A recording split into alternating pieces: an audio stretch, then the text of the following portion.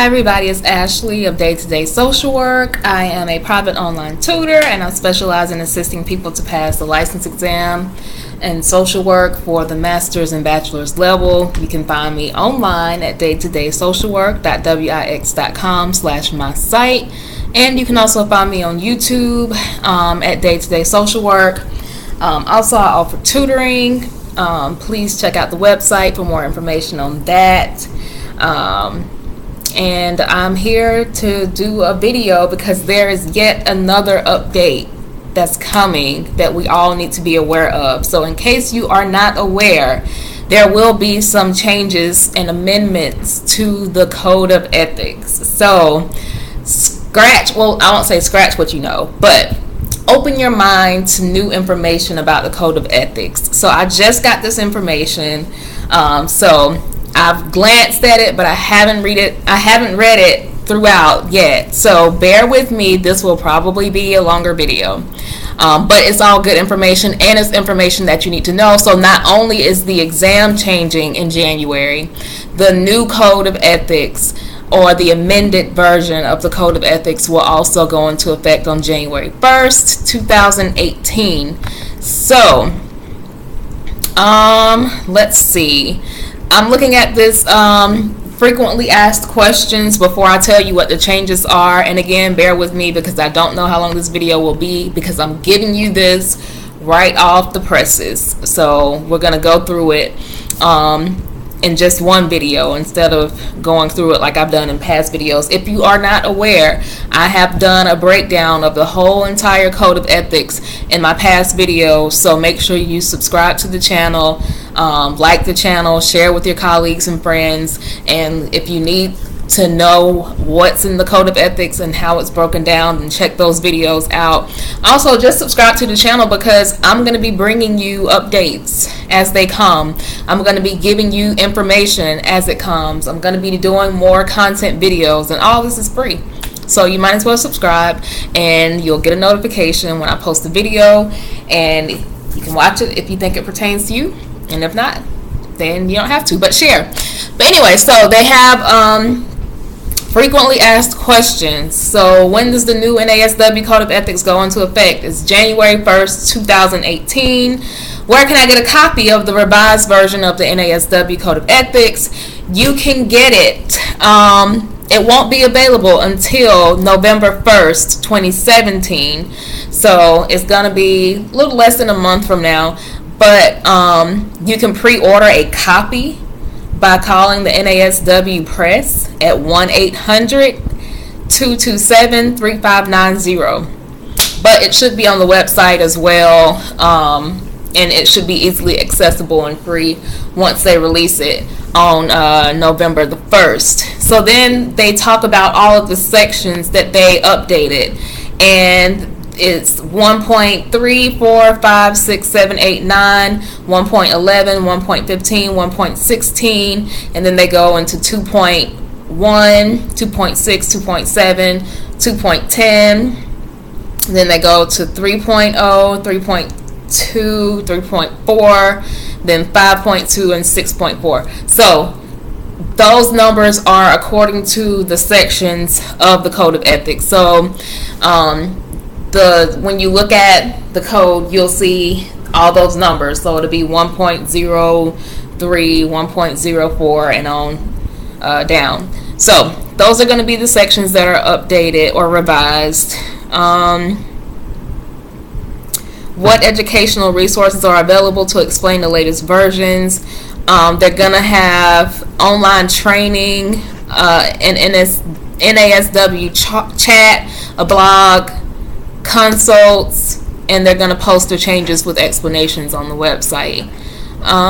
Which social workers are accountable to the NASW Code of Ethics?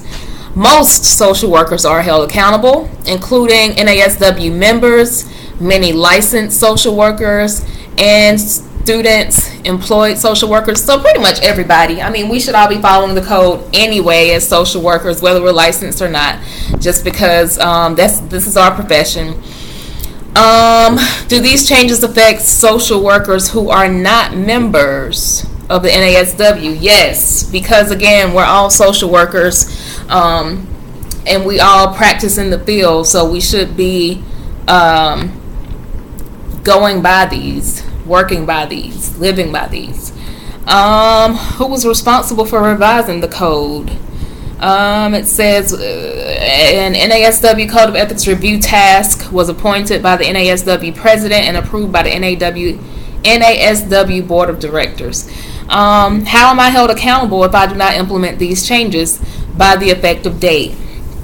If you are a member of the NASW, you may be held accountable through the NASW professional review process if someone files an ethics complaint against you. You may also be held accountable by the state licensing board if a licensing board complaint is filed against you. You may be held accountable by your employer or your university, which may take disciplinary action for failure to adhere to the Code of Ethics. And you may be held accountable through a court of law that looks to the NASW Code of Ethics to establish the standard for professional ethical social work practice.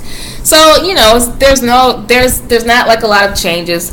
You're going to be held accountable then just like you are now. So if somebody filed a complaint against you now, it would be the same kind of thing. They're going to look at the code and see that you go against it. So same thing. How have social workers, have social work schools, employers, agencies, etc. been made aware of these changes? They're working on getting the information out, and so that's basically it. So that comes from socialworkers.org with the frequently asked questions. So on to what the changes are. And I'm not going to read all of this to you just because it will be available, but I'm just going to give you some of the information just because we don't want this to be a very long video. But the first thing they mention is that the changes will be made and the changes will take effect on January 1st, 2018. It's going to be online at socialworkers.org by late October. Print copies can be pre-ordered from the NASW Press to be available by November 1st. And again, I have to give this disclaimer. Sorry for mumbling over my words. I have my braces in, and it's just really hard to talk a whole lot with them in. But anyway, so let's see.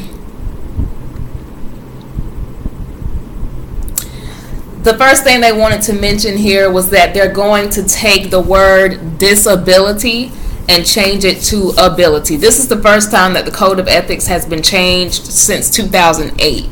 So 10 years later, when it takes effect in January 2018, 10 years later, these are the changes they're making. So we're no longer going to use the word disability in the Code of Ethics. We're using the word ability. So it says in the new code, the term disability is replaced with ability, a more inclusive and strength-based term. Rather than focusing upon deficits or problems, the term ability invites social workers to think about the different abilities of people. So that's one of the changes. And then the preamble is going to be changed as well regarding technology, or revised rather, as well regarding technology. It says a new aspirational paragraph was added to the preamble, identifying ways that technology may be used in various aspects of practice, and reminding social workers that similar ethical standards apply whether social workers are communicating in person or through the use of technology. And of course, we should have seen this change coming because we do a lot of practice with clients online, by the phone, text message. So all the new technology, of course, was going to have to be incorporated into the way that we work and into our code at some point, and the time is now. So let's see what else. Informed consent, a new standard 1.03E encourages social workers to discuss policies concerning use of technology in the provision of professional services. And so that, which we probably already do, but again, you want to inform your clients about the use of technology. Then it says a new standard 1.03F encourages social workers who plan to use technology in the provision of services to obtain client consent to the use of technology from the outset. The standard also asks social workers to assess each client's capacity to provide informed consent when utilizing technology to communicate, verify the identity and location of clients. Verifying the identity of clients is particularly important when the social worker and client are not meeting in person. Also, social workers need to know the location of the client for a number of reasons. In case there is an emergency and the social worker needs to alert emergency services to help the client, to ensure that the social worker understands the cultural and environmental context of the client, and to ensure the worker knows which laws and regulatory provisions apply. So this is basically in my job as an ambulatory care manager, social worker. I don't see a lot of patients in person. We use text messages. We use the telephone more often than we see each other in person. So this would apply to someone in a position like mine. And then it says another new standard in 1.03G, alert social workers to the need to assess clients' ability to assess and use technology, particularly for online and remote services. It also guides social workers to help clients identify alternate methods of service delivery if technology is not important. And then they have 1.03H. An addition was made to 1.03H to update language from audio taping and videotaping to make audio or video recordings, given that digital recording is more common now than analog and tape recording. So they're specifying that a person could be digitally recorded rather than just audio taping and videotaping. And so you have to make your client aware of that. Then it says a new standard 1.03I guide social workers to obtain client consent before conducting an electronic search on clients. This fits with other informed consent procedures, ensuring clients are informed about the social worker's plans for gathering information, assessing, and intervening with a client. So I would think that that means that if you are going to do like a social media search on Facebook or Instagram of your client, you have to gain consent from them before conducting that electronic search. Or if you're going to Google them or do a background check or LinkedIn or something like that, you have to let them know or get their consent before doing that, is what it sounds like to me. It says an exception is provided for compelling professional reasons, such as the need to prevent serious, foreseeable, and imminent harm. For example, a client who is homicidal or suicidal.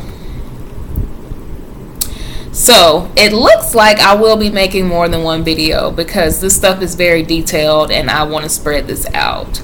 So I will break these down into several small videos so that you can watch them as you have the time to, without having to hear me ramble on in one long video.